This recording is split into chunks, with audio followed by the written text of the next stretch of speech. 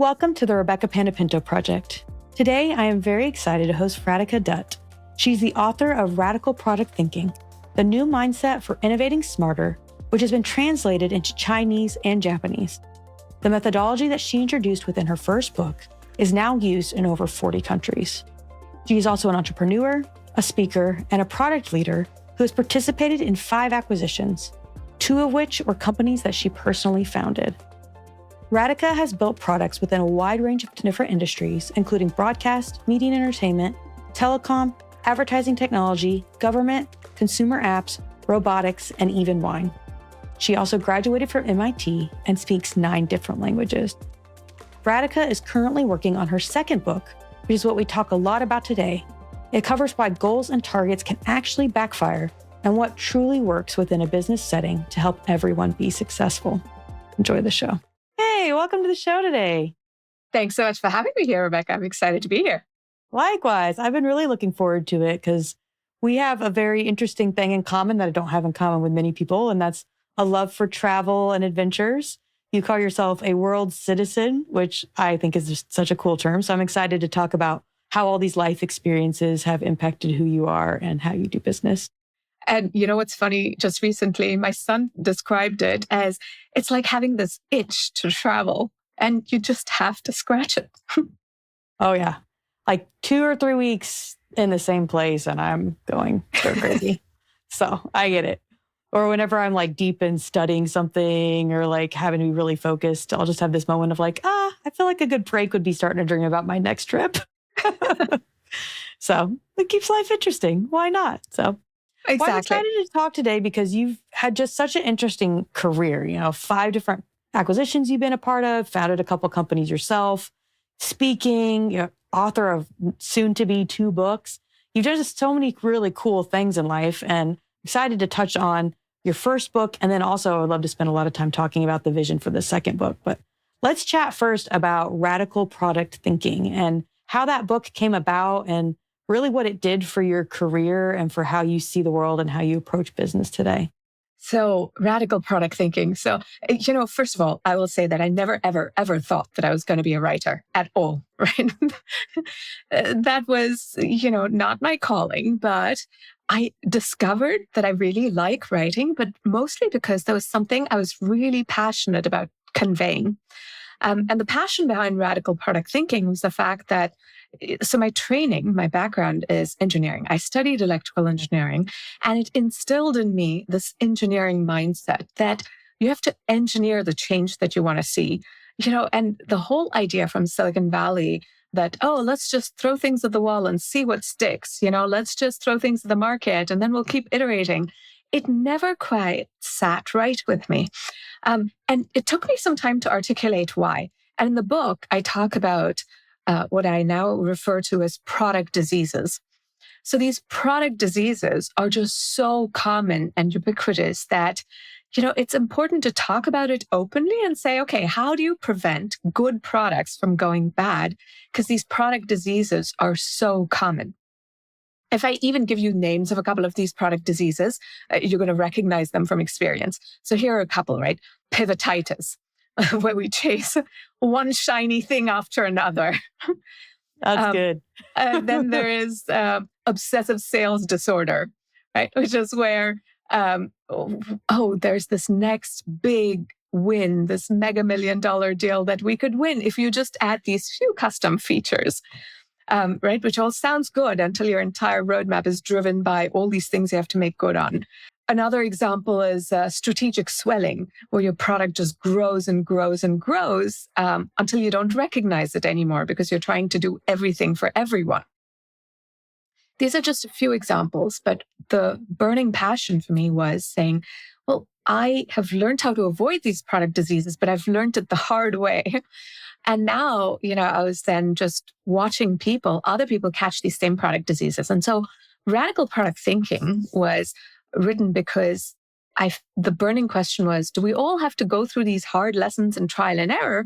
Or is there a systematic framework that we can use to engineer the change that we want to create in the world? And that's what radical product thinking does. It helps you systematically translate a vision for change into everyday actions, so that you don't catch these product diseases, that you can build world-changing products very systematically. Cool. Well, and I was seeing in some notes that, it's been translated into multiple different languages. Over 40 countries have implemented what they've learned from this technology. So it sounds like, product conversations, product diseases don't really have borders, for lack of a better term.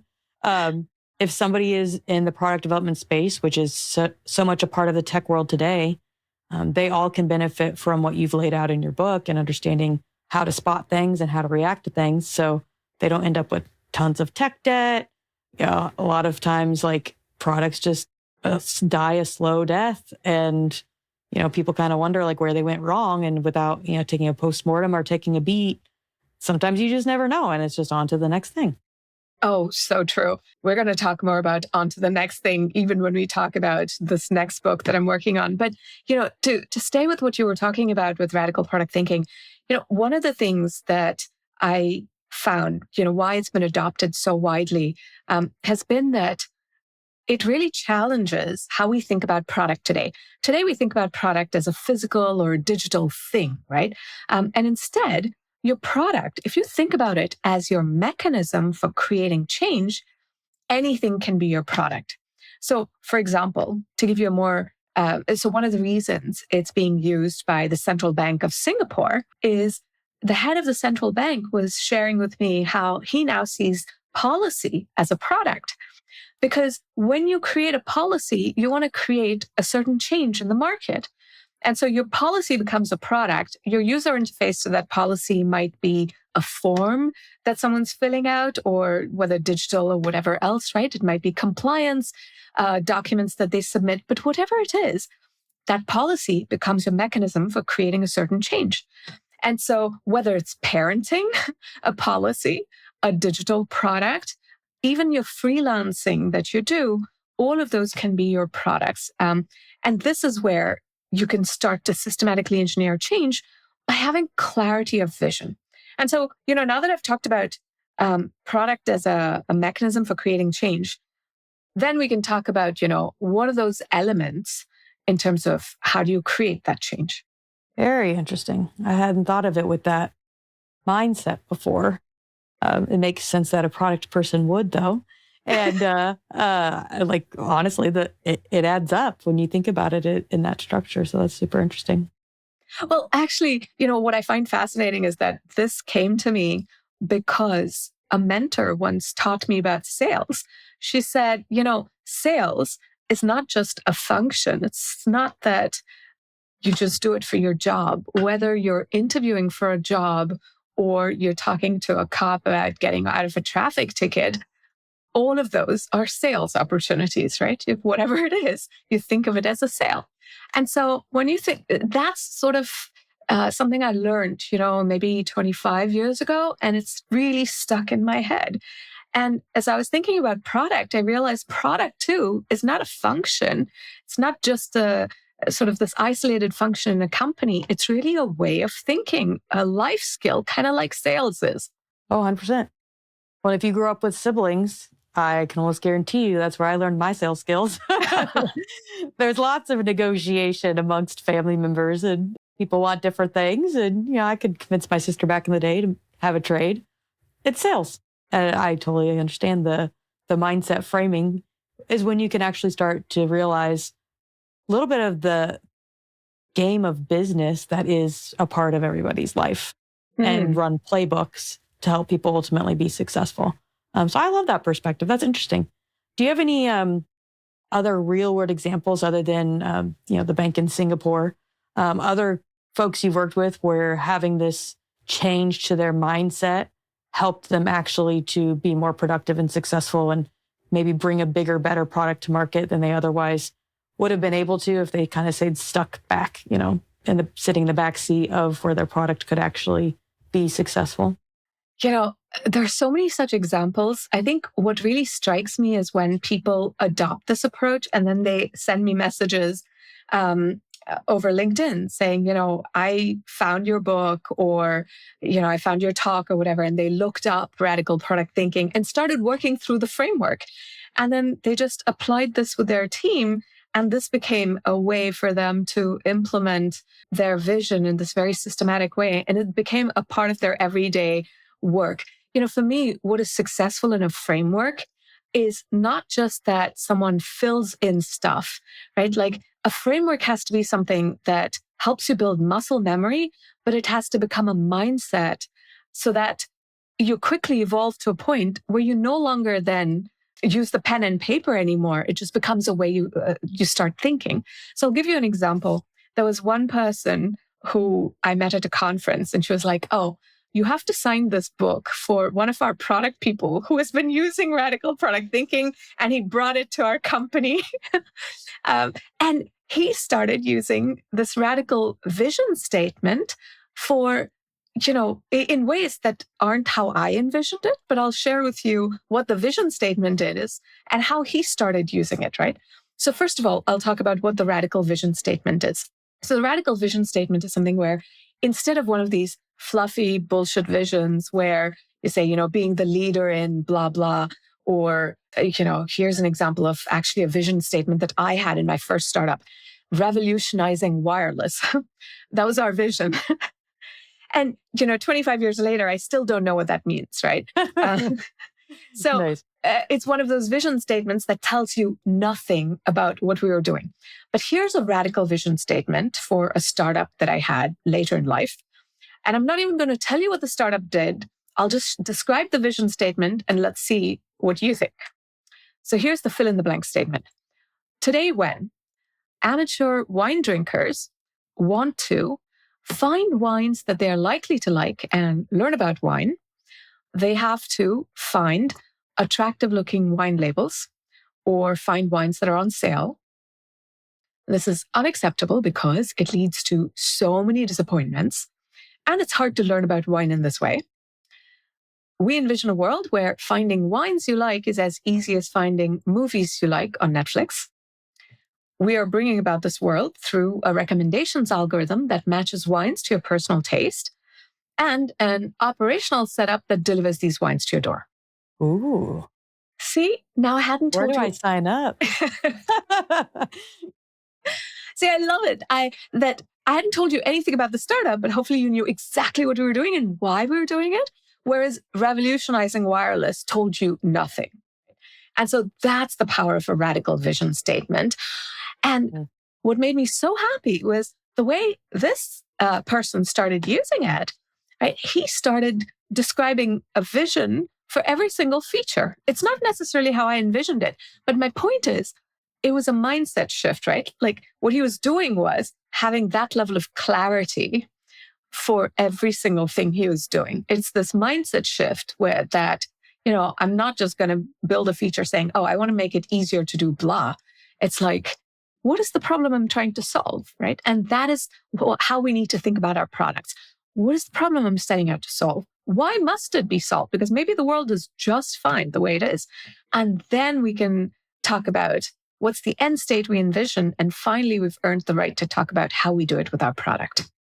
I can see some parallels on how there's benefit to having vision like this in even just personal areas of life too. Like when there's a vision statement for the gym and you see yourself as top 3 for the race that you wanted to place in, it's way easier to get up every morning at 6 a.m. and go work out.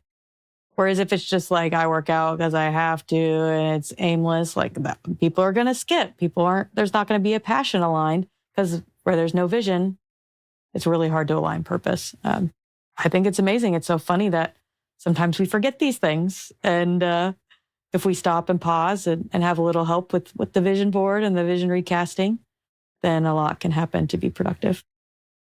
I love that you went there with the personal vision statement. At some point in my life, I needed to make a career shift. And, when I actually decided to quit my job and work on radical product thinking, it was that moment of a career shift. And I had to write a personal vision statement and think about what is it that I really want to do. It's not just me. Like I was running a workshop where everyone was writing vision statements for their company or their product. And there was one woman who wrote a vision statement for herself as a mom, and she was a single mom. And, it was just so touching that these were deep and profound questions. Like, even though when I shared this radical vision statement for my startup, it sounds easy, right? Because I gave you the answers, having taken a lot of time to think about it. But those are profound and hard to answer questions. And so for her to take that time in that workshop to think about that at a personal level, it was just so touching, like how she thought about her kids and her life and what she wanted. It really adds so much meaning. Oh, that's really cool. I'm sure you loved getting that LinkedIn message. That had to make your day. So when I think about this book and the content you deliver on it, a lot of it to me feels inspiring, transformative, something that can really help the reader move forward in their career with product. I'm curious, when it comes to book 2, some of the topics we talked about maybe are a little more controversial. Because a way of life for a lot of corporate America has been setting goals, OKRs, performance reviews. And I know as you're working on this content, you're talking about how those things don't work and the alternative to help people be successful. So give us a little sneak peek into the epiphany that came maybe during book 1 or just throughout your career to send you on this path that you're on for book 2 to be about how we really look at better ways to track progress and success in business. I love this question. So let me share my personal experience when I first realized that goals and targets don't work, right? So I was working at a company called Avid. This was in my 20s. And, Avid at the time, we were dominating the video editing space. Every movie ever made in Hollywood, if it was Oscar nominated, definitely they were using Avid for video editing. We dominated the space. And, if you looked at our sales numbers, you would have thought things are going very well. It was a very rosy picture that things painted because we were constantly hitting or exceeding our sales targets in the video editing business. But if you just dug into the numbers a little bit, what you've found is our low end was being eroded, our mid-tier too. So both Apple and Adobe were eroding that market. And the way we were making our numbers was by moving further and further into the high end. And so what I was finding was, we were hitting our numbers, but because it painted this picture that we were hitting numbers, that things were going well, it kept making it seem like, oh, all we have to do is just keep investing in this video editing business and we can keep doing well. Right? Because what happens with targets is that when you set a target as a leadership team, the incentive you create for everyone is to show you, look, I'm a high performer. I've hit those numbers. Ta-da, things are great.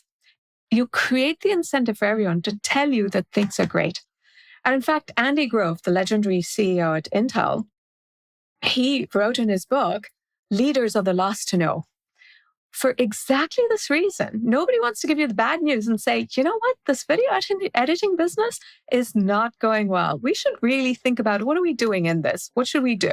Because what we needed to do was look at the low-end business and think about why Apple and Adobe were eroding it. Their business model was fundamentally different. They sold hardware because they were in the hardware business. Well, Apple was, right? And Adobe had a whole suite of products. So all they wanted was to give away their editor, but then sell you into the whole suite of products. Apple wanted to sell their hardware and here, take our editor for free. So against those business models, could Avid have competed on the low end? Honestly, we shouldn't have bothered. If we looked at the mid-tier, there we should have asked the question, like, how do we fortify our space? Where should we invest? How do we build this whole moat? Those are the kinds of questions. It was more akin to a puzzle. Instead of setting a goal or a target, we needed to think about, what is the puzzle we're solving? And that's the key issue with goals and targets and why they don't work. When you set a puzzle, you're inviting good and the bad. You're inviting learning. Whereas goals and targets invite, ta-da, it's all working fine. Yeah, I think of it even like a lot of the traditional education system where people have realized things are broken is like just teaching people how to pass the test and then move on in life and forget it. And it's like, okay, cool. I got an A in math, whatever grade level, like I'm good. But hey, could I still execute? Who knows, Yeah. But a lot of times it's like instead of, actually thinking about how we really become a subject matter expert in a subject and how we really think about how things are applicable to life and to a career and to the future, get stuck in just the let's check the box, let's, hit 100% so we can take the rest of the year off. And it's definitely not a problem solving mindset. It's more just being a cog kind of in the wheel. And that just ultimately then coming back to having vision fulfillment, that can miss the mark. Oh, so much to unpack in what you said. If you were homeschooled, as you were telling me, this Mhm. is one of the things, there's so much passion in studying or learning that actually tests and exams really kill. And this is the thing, right? Like, uh, there's Campbell's law, in fact, that talks about how when you have metrics for the purpose of evaluation, the more metric is used for evaluation, the more it's likely to be corrupted and therefore no longer a good indicator of progress. So there is a law, Campbell's law, that states this. And we see this in education because when you assess teachers by students' test scores, you see this behavior of teaching to the test. And the end result is killing that passion. And we experience that at work as well. I've seen this in teams where teams that were driven by goals and targets, so there was a company that I've been working with for almost 3 years now. When I came into that company, the team was driven by goals and targets based on what the leadership had set. And actually, sales had stalled. They were hitting some metrics, they weren't hitting others. But the reality was, you know, the team was also not as motivated because it was demoralizing, that, yeah, we were hitting some numbers, we weren't hitting others. But, what do you do? Right. And this feeling of being evaluated. One of the things that we did in this company was we shifted to a mindset of puzzle setting and puzzle solving. And I'll talk about how we did that. But that mindset shift, I'll tell you, was so profound that now this entire team is so energized. We have doubled sales last year again and so sales installed in 2023. We doubled sales in 2024, again in 2025. Like, this is how differently things went when we shifted that mindset from goal setting to puzzle setting and puzzle solving. Very cool. Now, I understand the mindset component, but then say mindset has been influenced companies a year or two into having this new approach. Where do you still find good ways to measure success and measure the mission of the company is being accomplished so that, you know, nobody takes the eye off the ball for an extended period of time? Mm. Yeah. So often when I talk about the shift from goal setting to one of puzzle setting and puzzle solving, people assume that this means we're not going to be measuring things anymore. It's quite the contrary, actually. When you do puzzle setting and puzzle solving, you're measuring a lot more. You have more of a pulse on what is actually going on. So to go back to that Avid example, sales targets might measure overall sales targets, right? But they don't necessarily measure the details of what is going on. Early in the conversation, you talked about how, very often we don't reflect, we just sort of move on. This has been my experience in working with a lot of salespeople. I've not found as many salespeople who sort of will pause and say, why did we lose that deal? What do we learn from that? Very often it's more like, okay, can't win them all. Let's, dust that off and move on, right? And this is sort of what I find. Whereas what we really need, if we were taking this puzzle setting and puzzle solving approach, is looking at the bad stuff too, the bad indicators. This is what I mean, where, you look at the good and the bad, which is very different from targets, where nobody wants to present the bad when you set targets. So let's talk more about, how do you measure success? And I'll give a sales example in this context. So typically you might have a sales target like, okay, hit X million by the end of this year. In the puzzle setting and puzzle solving format, it's not that I necessarily don't tell you my expectations. I'll say that, the market expects us to hit X million, but I see a puzzle. And the puzzle I see is that sales, maybe it grew in the last 3 years, but in this last year it stalled. And the puzzle for me is then, and puzzle setting is about asking the 3 O's. So the first O is the observation. And that observation was, what I said, that sales grew in the last 3 years, but has stalled. So that's the observation. The second O is the open questions, right? And so in terms of open questions, these are questions that we genuinely might not have the answers to, that we need to uncover, like, why is this happening?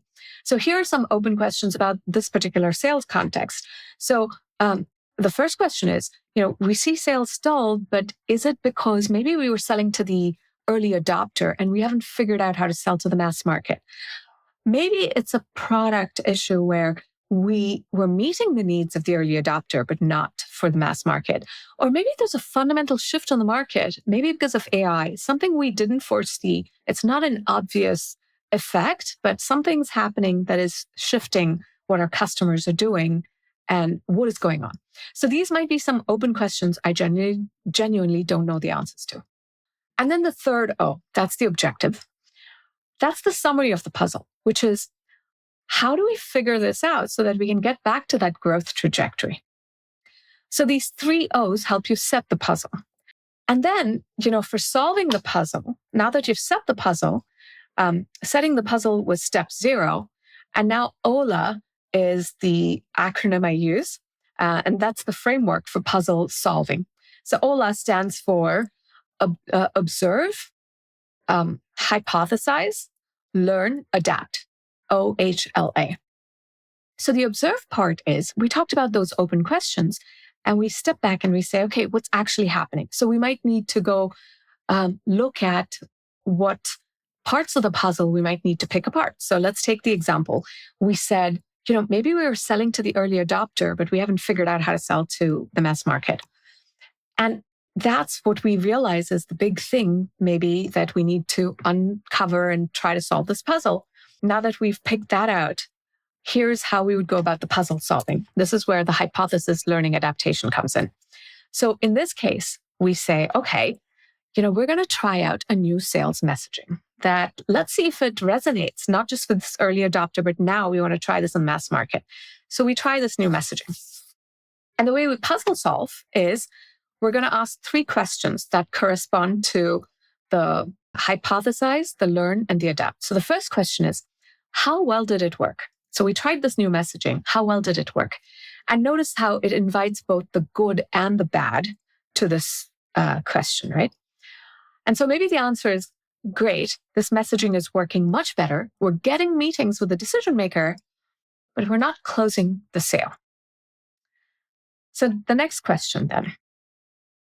So now we know how well it worked. The second question is, what did we learn?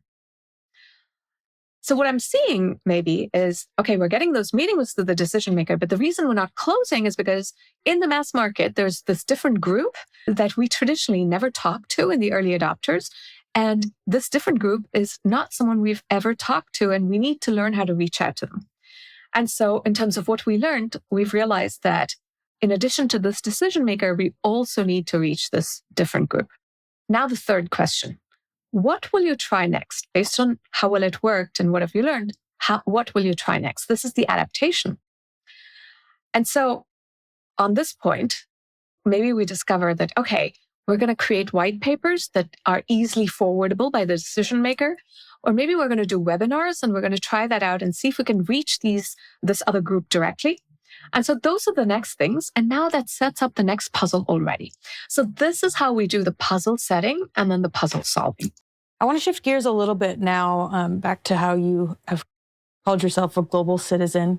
You made a statement when we first met that really stuck with me about feeling like you never really belonged anywhere, which is why you enjoy the thrill of being an adventurer, being everywhere. Can you explain that a little bit more, what that feeling was for you and how that's driven you to become the world traveler that you are today. And I'm going to ask you for your take on this as well, because Yeah. we have a very similar background on this. So yeah, I'll share a little bit of my background. So I'm from North India, but I lived in the South. This is the equivalent of someone, let's say, who's German, who lives in France, right? Different language, culture, etc. Same thing for me, that, all my conscious memory, I've never lived in a place where they spoke my mother tongue. So I'm from Maharashtra, but I lived in Chennai, where Maharashtra, my mother tongue is Marathi. I lived in Chennai, where they speak Tamil. And then I went to South Africa when I was 12.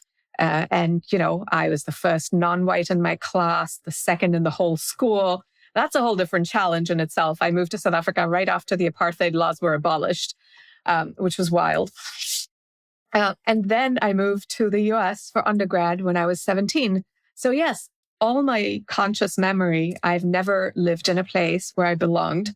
And I guess the biggest thing that has shaped me from these experiences is that for me, my identity isn't from belonging to any one country, a language, an ethnicity.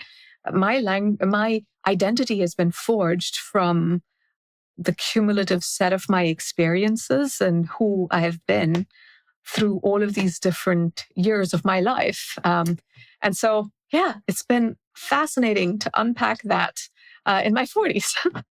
Yeah, very interesting. I'd love your experience. You were homeschooled, which to me, by the way, is fascinating. And I think that is a whole level of not belonging in itself. Oh, 100%. Well, and it's why I'm so entrepreneurial today, because instead of being given the script of what my day looks like, for 7 hours and be here this time and this period, you're in this room, like there was none of that. It was, hey, today you need to accomplish this with math, this with spelling, this with whatever. And once you're done, go live your life, which was awesome. Spend 3-4 hours, get it done, and then go live my life. And found my passion at the time in being a nanny, playing drums, a little bit of sports in there, which was very freeing to be like, hey, school is important. Education is definitely important, but being a learner of the world and of life is far more important. But then, it ruins you. If I had to sit in the same place for 7 hours a day, like without, any kind of chance to continue to like dive into a topic I'm really excited about or have some form of, a taste of adventure, or taste of a different culture, I would go crazy. So I now get the chance to be a remote worker and go continue to do my career, which in itself is also something that's very demanding, but in different environments that add, a little flavor to it all and keep life interesting, keep me constantly feeling like there's a learning and a growth in every day versus feeling that there's a stagnation or kind of a stuck in a rut or too much routine. Yes, absolutely. And so much of what you said resonates, and the seeking adventure in various forms of wanting to be in different countries, experience it, not just from a travel perspective, but experiencing cultures, which is actually why I work with the Central Bank of Singapore. That's one of my clients. I also work with a Greek company. So I travel to Athens frequently. And then I have clients in the US. And so, I guess it's kind of like the sun never sets over my empire. No, there. But it's more because I really enjoy feeling like I feel a little bit of this belonging across all of these cultures. And yet, learn from all of these cultures because none of them are really mine. And just when you travel, gives you so much more openness to being willing to like receive what the world has to offer and try new foods and hear new noises and, understand where different people come from and, what their day-to-day lifestyle looks like, how they just do even simple things that you don't think of until you're like, oh, they're different down here. Drive on a different side of the road, for one example, It helps you stay in that kind of constant learner, constant agility state that makes, I think, a lot of things a lot less overwhelming. Oh, I love what you said. There was a mentor who once said to me, you have to always feel slightly incompetent in the role that you're in. Because if you don't feel slightly incompetent, then you're not learning.